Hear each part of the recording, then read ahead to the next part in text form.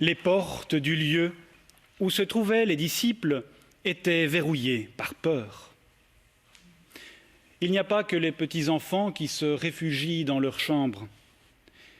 Les apôtres, eux aussi, ont fermé la porte à double tour et se sont enfermés comme s'ils voulaient ne voir personne.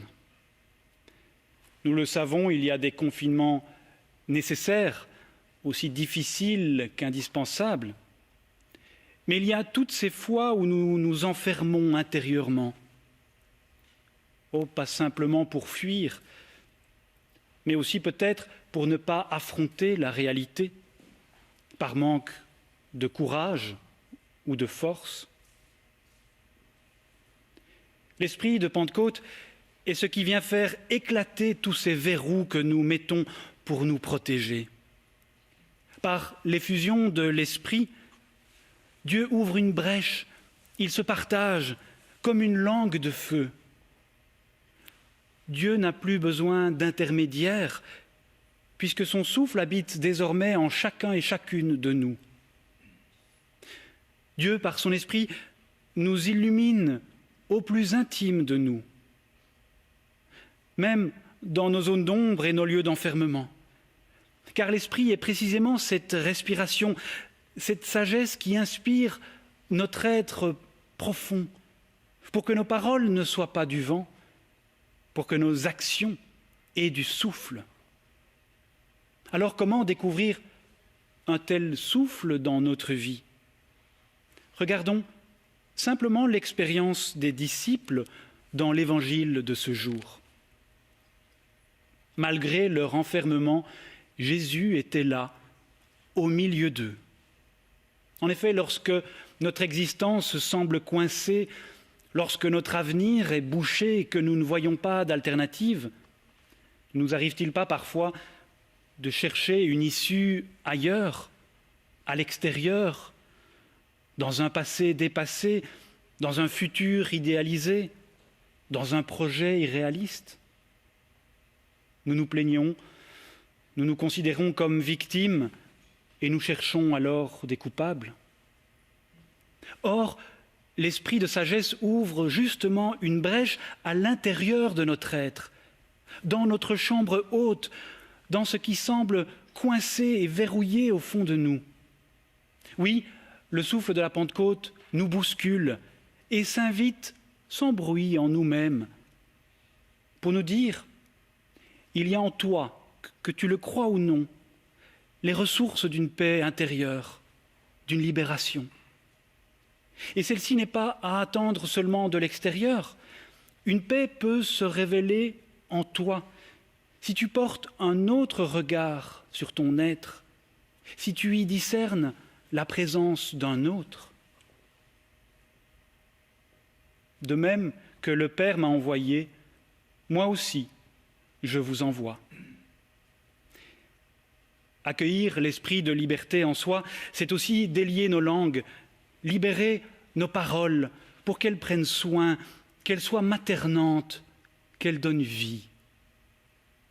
Vous le savez, il faut parfois une simple parole de tendresse ou d'humour pour assouplir ce qui est tendu, pour réconcilier ce qui semble divisé et offrir à quelqu'un un nouvel horizon.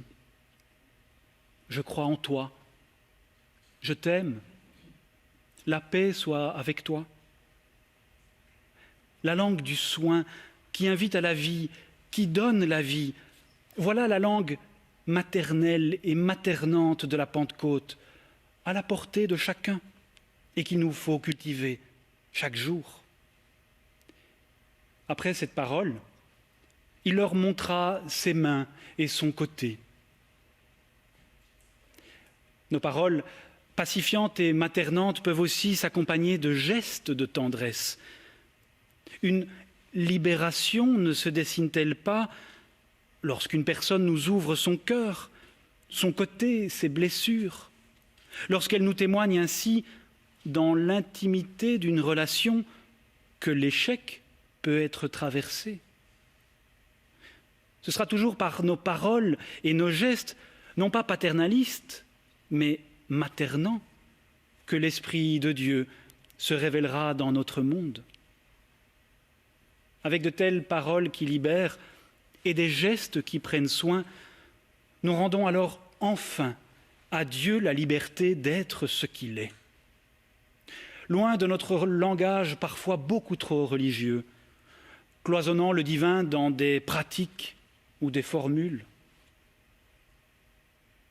Oui, la Pentecôte est ce souffle qui fait ainsi éclater notre créativité, qui nous invite non pas à parler la difficile langue de Dieu, mais à le découvrir dans notre propre langue, dans la banalité du quotidien. Pour cela, il faut quitter nos lieux trop communs, pour rencontrer le mystère de Dieu dans d'autres espaces que ceux où nous avons l'habitude de le chercher. En nous insufflant son esprit, Dieu s'est tout simplement retiré en chacun de nous. Il nous invite à prendre en main notre vie, à agir là où nous sommes, puisque l'Esprit passe désormais par nous sur cette terre. L'Esprit de Dieu ne changera pas le monde, mais il nous aidera à le voir autrement, pour y découvrir la fécondité de Pâques, la fécondité de l'échec traversé. L'Esprit de Dieu réside désormais en chacun de nous. Voilà pourquoi l'Esprit n'est pas cet être qui nous parle de l'extérieur, mais ce qui nous fait parler de l'intérieur. L'Esprit n'est pas ce qui se fait prier, mais cette énergie qui prie en nous. L'Esprit n'est pas ce qui agit en ce monde, mais cette force qui nous donne d'agir. L'Esprit n'a rien à voir avec un jugement paternaliste, mais bien avec une langue maternante qui assouplit ce qui est crispé, qui rend droit ce qui est faussé. Alors, demandons d'être soufflés par un tel esprit qui réside au plus intime de nous, pour que nous devenions ces êtres inspirés et inspirants dont notre monde a tant besoin. Amen.